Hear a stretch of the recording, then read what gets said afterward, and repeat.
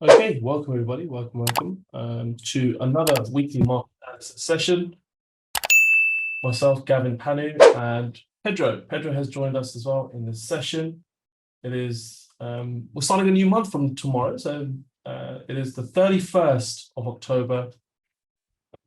A new month is upon us, and it's Halloween, I believe, as well. So, have you guys been to any Halloween parties over the weekend? Speaking to some of the guys earlier who have been going to some Halloween parties. Myself, not really. I've got tonsillitis at this moment, so I'm trying to sort of recover, and that's why Pedro has joined me in this session, just in case I start coughing. I find it difficult to talk.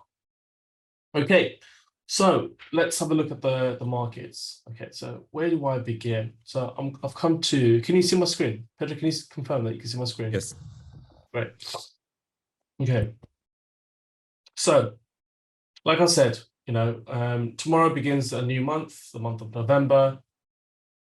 And what is going to be important is this week itself. Okay, so this week we've got a lot of data that's going to be released, but we've got a lot of central bankers with their decisions. Now, the ones that I'm going to be focusing on, obviously, is going to be the Fed, the Bank of England, and then the lower tier central bank data will be, of course, Reserve Bank of Australia and Nord's bank as well, so Norwegian's bank as well. But again, my focus is going to be with the Fed and the Bank of England, right? Those are the two sort of areas that I tend to focus on when I'm trading the markets that I tend to trade. Of course, we have a number of PMI data that's released on an ongoing basis, but naturally that's going to subside because the focus is going to be on central banks. So keep in touch with the central bank data for the week ahead. And then at the end of the week, like always, the first Friday of each month, we get employment data from the US. So that's going to be another high ticket item for the week ahead. Okay, so we'll have a quick overview of what's taking place. But like I mentioned, the most highly regarded macro data that's going to be released this week is the FOMC and their interest rate decision. And the markets have been trading well ahead of it. So we've seen equity markets actually move higher. We've seen a bit of an uptrend, a bit of a bullish move occurring. So where we're looking at the dollar index had fallen to a low of somewhere in the region of 109.50 handle. It's bounced a little bit higher to test the 111 handle.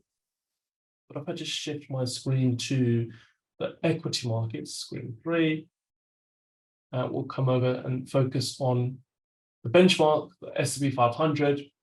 Have a look at the trading month overall. So if we're looking at sort of the month of October, so we're looking at so going into, should we say, okay, that's the Friday, 30th of September, and we've got the weekend and a Sunday night trading. So from that Sunday night trading going into the Monday session, already we saw a quick rebound and a sharpish rebound. So towards that end of that week, by that time, we've broken the previous high. We're testing around the 3,800 handle. Okay, so from that 3,800 handle, negative sentiment stepped back in, and that was sort of with the information that we saw in regards to CPI. So US CPI data comes through, and that's when we have the sort of the next move lower. So the anticipation of CPI coming in potentially more in line with expectations or at a lower tick than previous. But that didn't fall through because what we saw was a higher number on the core CPI data.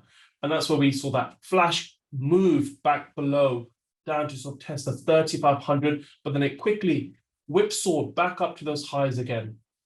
And then testing the 3,700 figure. Since then, what's occurred is earning reports. Okay, and that's where the focus has been, is that earning releases that are coming through are showing that there is a clear indication that corporations are faring quite well in the current market conditions, in the last quarter conditions, right? So it was suggested that 73% of corporations came out much better than analysts expected. That's fantastic. 73% is that figure there.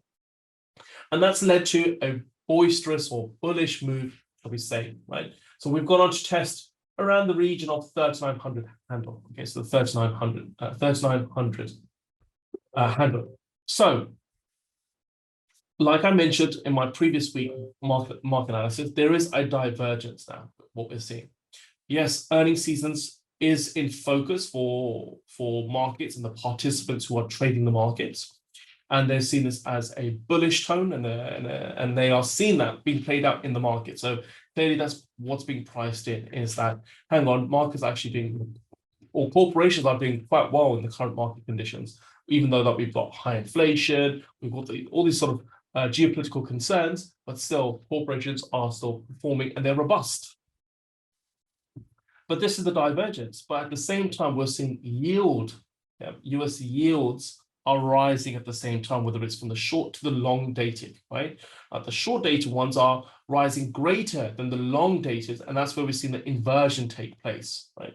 And that's having a negative impact in the bond markets. Clearly, we all know this now, that 60-40 portfolio of stocks with 60%, 40% of bonds is the what was seen as the normal portfolio any person should have, and should have that type of proportion. That clearly has not worked out well for those portfolios, right? And therefore, we've seen equity markets fall in these market conditions, but at the same time, bond markets are being impacted. Why? The overriding or overbearing interest is on inflation. So with high amount of inflation, interest rates need to be ramped up as much as they can and be ahead of the curve so that they can tame the inflation levels.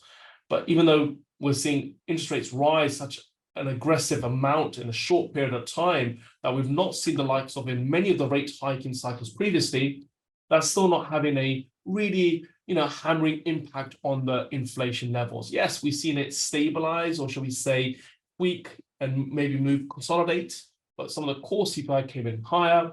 So again, there is that fear, is that are we doing enough to tame inflation? Well, central bankers don't think so, and that's why they've maintained that hawkishness that we've seen throughout.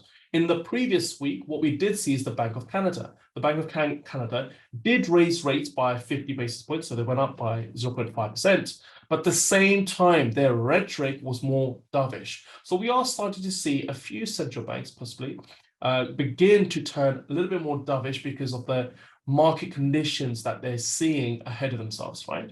So, but that may not be across the board. So each central bank has to make that decision based on their own economy.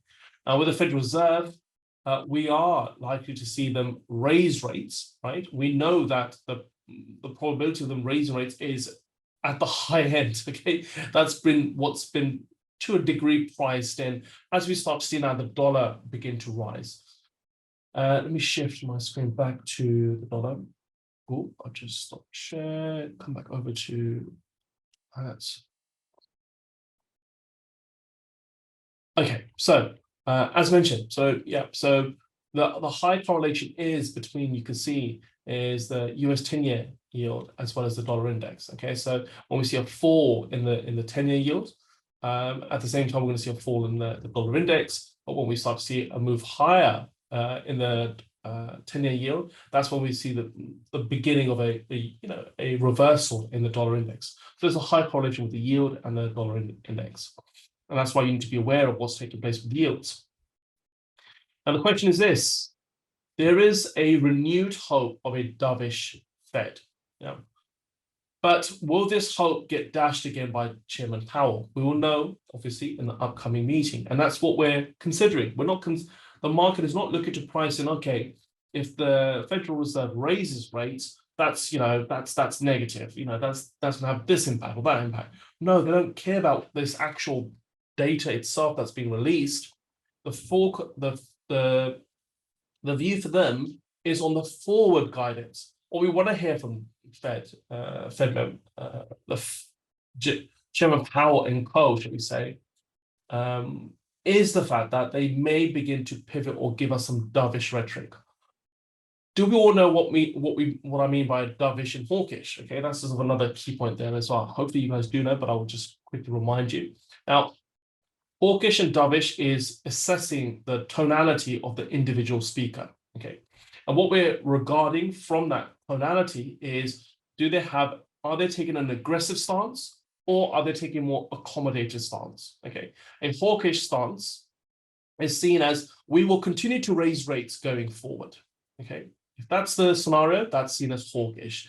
But if the Fed says, hey, we've raised rates up to this point. We're going to monitor data points before we make the next decision. That is seen as dovish.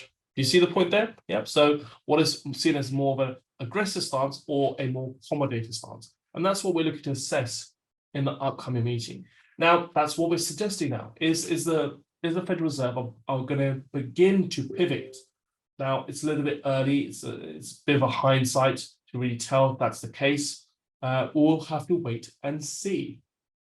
Okay, coming back to the US dollar, you know, it continued its descent in the prior week. It started to sort of rebound off those lows, as I mentioned, sort of the key numbers there. But this could all get reversed pretty much very quickly if Powell comes and remains hawkish. Okay, so if he comes out very hawkish, we'll see a very strong dollar. If he comes out a little bit more dovish, then we could start to see the beginning of weakness in the dollar moves that we've seen so far. So that's where the focus should be. Now, of course, you do have the employment data that's going to be coming out. Okay, so just be mindful of that. And the key points I'll probably say is, last week we had the US GDP result that came through. It came out much better than anticipated. So GDP is not actually as bad as it previously was in the previous 2 quarters. Okay. Well, in the first quarter this year and the second quarter this year, where we had 2 negative GDP quarters, which generally defines a recession. But then hang on, we had the US Gov come out and say that's not what is determined or defines a recession. Actually, we take all of these other key points in regards to defining whether there is a recession. So this year, we have redefined the way of defining what is a recession, and it's no longer based on 6 months of negative GDP. But then, yes, last week we did see sort of the US GDP come out a little bit more better than anticipated. Employment levels are actually at very good levels as well. So we're not seeing high numbers of unemployment. So not to be concerned about that at this current moment. So that does leave, and then we're seeing now equity markets begin to rebound as the earnings season gets underway, and they're coming out much better than anticipated. So if the Fed wanted to, they could continue to raise rates and stay hawkish as they need to tame inflation and hit that mandate. But are there other data points that could be a concern, right? And that's something to sort of review when we hear more from the Fed. Okay, so now, as I mentioned, Fed is probably the most important element of this week. Coming back over, let's have a look at the euro. Okay, let's have a look at the euro. Right. Now, looking at the euro, actually, it's traded quite well, right? If you think about it, what did we have last week? We had the wake of the ECB with their rate hikes. Okay, so we're now starting to see the ECB begin to hike rates, and they're doing it at quite a decent clip, right? What we're seeing, if I just bring up the ECB, hang on a moment, I have it here somewhere.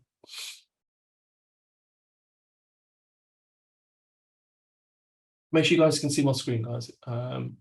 So as I mentioned, the advanced GDP quarter on quarter for the US last week on Thursday came out at, oh, this is not even refreshed. Hang on, let's do that again.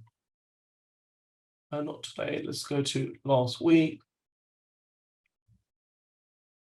Okay. So yeah, last week, Thursday, the GDP results, as you can see over here, came in at 2.6%. At a much higher number than anticipated by forecasters at 2.3%. The previous was a negative 0.6%. Okay, so just looking at this is what we're seeing. Okay, so we had 2 negative results there, and then we're starting to see that U-turn forming there. So GDP much better than anticipated. Unemployment rate, we already know where it's been. I may bring the chart on for this week, but what I wanted to cover was the ECB rate decision, right? So just looking at this. Okay, so we've had now 3 back-to-back rate rises by the ECB, European Central Bank, headed or chairmaned by Christine Lagarde.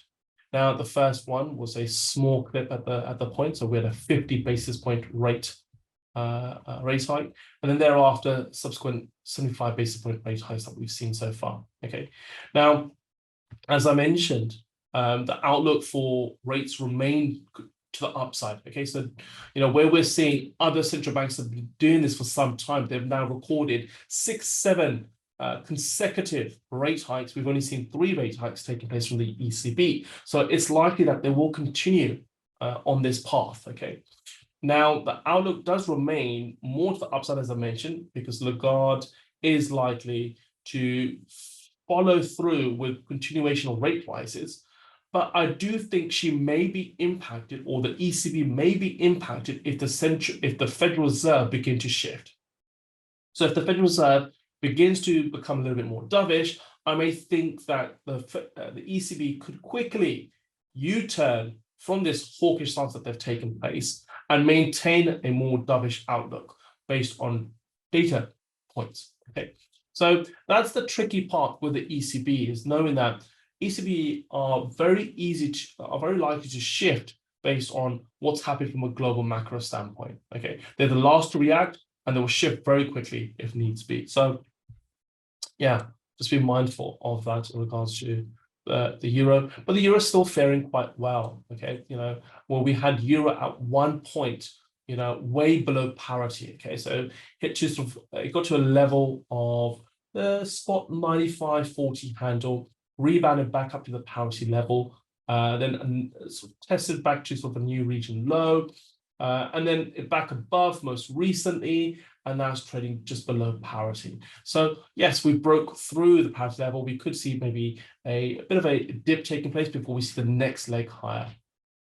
Okay, so just be mindful of what's taking place there so far. But hey, with these rate rises taking place, it's certainly going to have more of an impetus in the euro, as we've seen. Yeah. Okay, so that covers the euro, and with their most recent rate hike in the previous week, last week, Thursday. Looking at the pound, if I just maybe shift up to a 4-hour time frame in this case. Okay, well, what a bit of a turmoil taking place the last few months, haven't we seen in the US, sorry, not US, UK political arena, right? Now, yeah, I mean, we had Boris Johnson, who parted ways, who resigned from his role due to sort of all the Partygate issues, so he lost trust amongst his own party members, where we saw the highest number of resignations, a vote of no confidence in the PM in a very short period of time. I think it's the most that's been recorded in history. So he had to resign. And then the chairman of the 1922 committee had to, put in a new method of bringing the next PM or the next leader of the Conservative Party who will become the PM.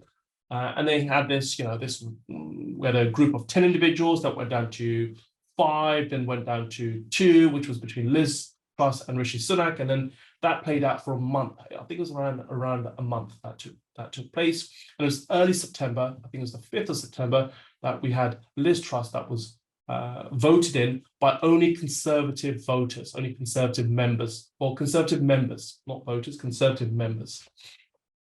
Now that she came into place, we all know what she was looking to do, which is just this key point: dash for growth. Okay, her mandate was to dash for growth. She wanted to do everything she can just to get some growth in the economy. Now, you can't do that and pause. You just can't focus on growth and nothing else, right? Maybe that might have worked 50 years ago, but not anymore. The markets are clearly a little bit more understanding to the consequences of doing whatever you can for growth. And that was a lot of fiscal stimuluses that she was offering. So one of them was, for example, removing the additional rate tax, which is at 45% for anyone that earns over £100,000. So things like this were put into place, and clearly the public did not like it. The markets hated it. And then we saw a significant U-turn taking place. Now, she had to push out and sack, well, even though he resigned, but he was sacked, let's say that, Kwasi Kwarteng, who was brought in as a chance to put in all these measures. And then we saw a U-turn taking place with a new Chancellor of Exchequer, who quickly sort of, took back everything that they put into place. But the but the job was done, as in the deed was done, right? She had missed her PMQs, so she didn't even turn up to PMQs at the House of Commons to allow for any of the backbenchers, frontbenchers, opposition to actually criticize her. So it got to a point where she lost confidence in her own party, and again, Sir Brady, who's the chairman of the 1922 committee, had to ask her to resign. She had stayed in for 6 weeks, which is 44 days. She is the shortest PM in history. Yeah. And then within a matter of a few days, not even a week, we had seen, so what takes place then is, okay, the person that wants to run for party leader and then obviously become the next PM and put in their name in the hat. We had 2 people come in, which was Rishi Sunak and then Mordaunt. Now, the goal is that they both needed to secure 100, members that would vote for them. Okay, so they needed 100 members.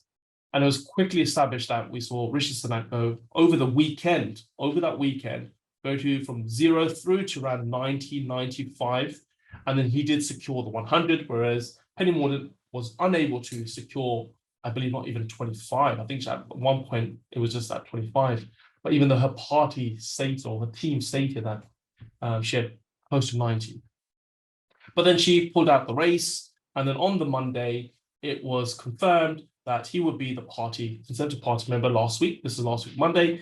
He would be the party member, the party leader, and therefore become a PM.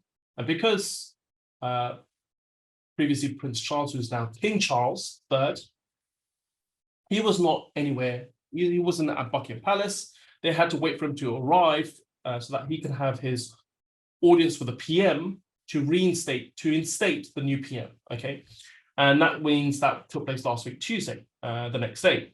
So we had Liz Truss go into Buckingham Palace, obviously resign a role in front of the King, and then we saw then Rishi Sunak go in and then also step in as the new PM, and then gave his first press conference outside 10 Downing Street. In that statement, he clearly made very key points there. He's looking to bring professionalism and trust back into Conservative Party and politics as a whole. And he also apologized and wants to fix the mess that was caused previously by his predecessor without actually blaming her, right? So we'll see what takes place going forward. But over the weekend, we saw some negative information come through, or some sort of leak of Russia has leaked in or has hacked into Liz Truss's mobile phone a few months ago, and then used some information. I don't know about that situation, but okay. Moving away, that's what's happened from a political standpoint. So we went from a period of, should we say, instability to now stability. And the markets did reflect that very quickly, as you can see what's taking place with the pound. Okay, so the pound quickly fell, and this fell largely due to that mini budget, or the second largest package being put into place. Then it quickly rebounded, and then thereafter it's staying stable, as you can see, as over the last week or so, and that's largely because of some stability that's come in with this new PM. Now, one of the key points that he's put into place is that today was the day that they were meant to announce a revamp of their budget, their mini budget. But that's been postponed to the 17th of November to allow for the Bank of England to do what they need to do this week. Okay, so that's going to be followed after the Bank of England. They also mentioned that Bank of England will continue to maintain their independence. So again, that's bringing a lot of stability to the economy. But bulls should be wary as there is still a lot to be concerned about from an economic and fiscal standpoint. We've got inflation at double digits, over 10%. Yeah, well, we've seen the pound probably at its weakest region for a number of decades. Yeah, so there is still a lot of concern out there. But let's see what takes place with the pound. That's a quick overview of what's happened in the pound so far. Shall we have a look at currency? Not currencies. We'll have a look. Let me just bring this up. We'll have a look at oil. I was watching a Bloomberg interview this morning, live from Dubai, where they had the oil minister from India speaking about what's taking place so far, and I've got to say it was a very good interview. Have a look on Bloomberg if you can find that. But you give a great overview of what's, from a political standpoint, how it's all been jostled back and forth, what's taking place with the US, with UAE, Russia, and all these sort of, dynamics that are playing out at this current moment. But okay, we said oil looked like it was forming a base potentially last week. But then, we saw a bit of a breakout to the upside. It rallied around 3% or just over 3%, heading all the way up to close enough to that 90 handle, just crossed through that 90 handle, and then sharply sort of rebounded, right? So it's now moving lower. Well, not rebounded, moving lower.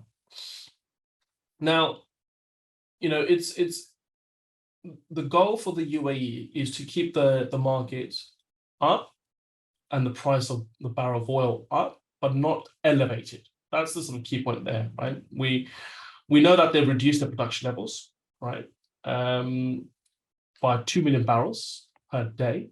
Okay, that's almost 2% going offline. That's to keep and stabilize the oil market and keep it in the price region it is now. The second point to mention is we know that the US are releasing their SPR levels. Okay, so that's their reserves of their oils into the market, and that's where we've seen this fight going on between what's taking place with the UAE and with the US. And the US wants to keep the price of oil down as much as they can because it's being negatively impacted from a systemic standpoint, right? Because that's having a knock-on impact down the road into their petrol stations, petrol pumps, and for consumers spending a great amount on their petrol, or oil or gas, whatever. So that's sort of the key concern there, is that what's going to be taking place there. Whereas the UAE is not so concerned about that. They're more concerned about the impact of a recession. Okay, so they don't want a recession to occur. So it is in their benefit to not have oil prices elevated, back to those, I believe, $100 and plus mark, right? Largely because then that could, have a negative impact from an economic standpoint. But at the same time, they don't want prices, lower than 80 handle either. So there is this fight going on, clearly, that we're seeing between the UAE, Russia, as well as US. One thing to sort of also consider in this is China. China being a significant importer of oil.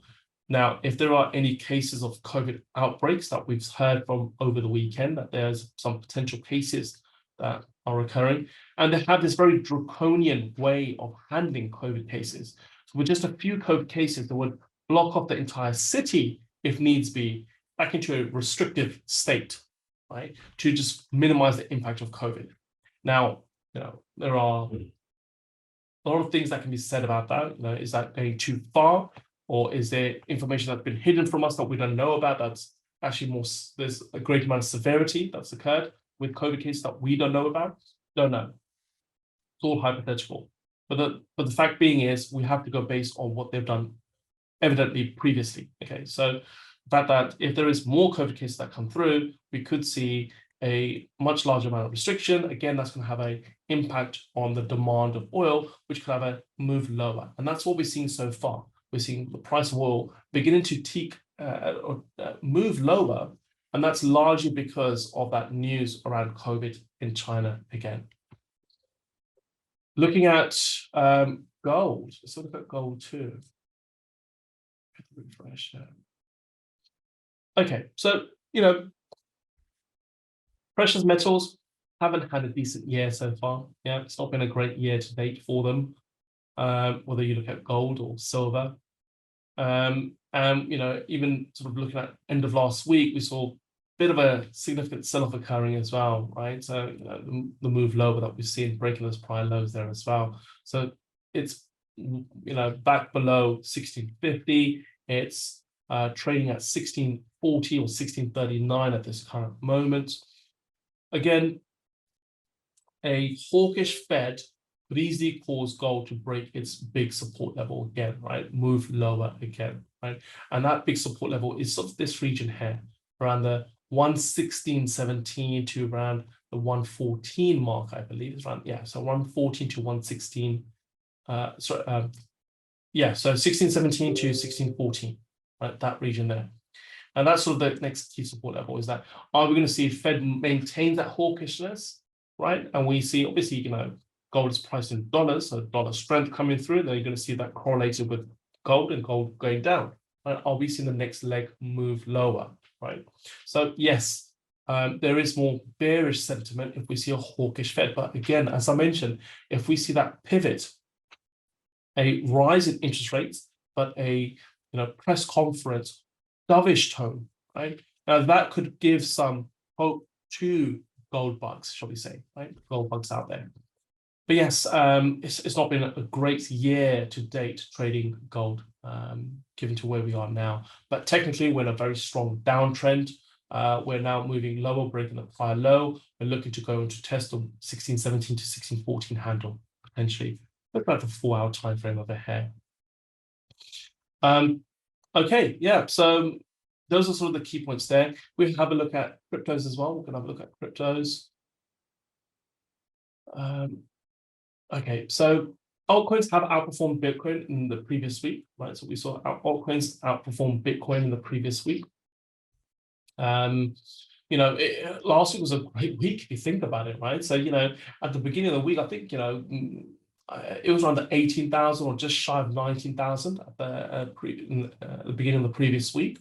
And then we saw a very large bullish move occurring, coming back across the 20,000 mark and testing at least the highs of around the 21,000 mark. Okay, so it just crossed through the 21,000 before it's pulled back since. So it seems like there is a potential bit of a bullish scenario occurring in the crypto space. Now, is that sort of, someone mentioned to me, is that because PM Rishi Sunak is actually, in favor of cryptocurrencies and wants to go down the CBDC route, right? Well, CBDC, that's it, yeah. So CBDC is central bank digital currency route, right? Yes, there is that. There is that. I don't think that's what's really led to the price. It's a really big ask there. But okay, yes, there is that positive rhetoric that's come through. But at the same time, like I mentioned, there is news coming through that the Fed will begin to have that dovish spin, right? If they begin to move more to the dovish side, then that's going to be good for the assets that are on the far right on the risk curve. Okay, so equity market is going to do well, and of course, cryptocurrencies will likely do well as well. And that's when volatility really steps in. Okay, and that's what we've seen in the previous week, where both ETH going on to test the highs around 1670, I believe, or 1660. So yeah, just crossed around 1666. Slight pullback, and we've seen the same in BTC. So there is certainly a bullish move occurring and a breakout occurring in the crypto space as well. Yeah, so that's good to see that we're seeing some moves there. Okay, that I believe wraps it up from me. We can end the recording here, and then we can go through some questions that you may have.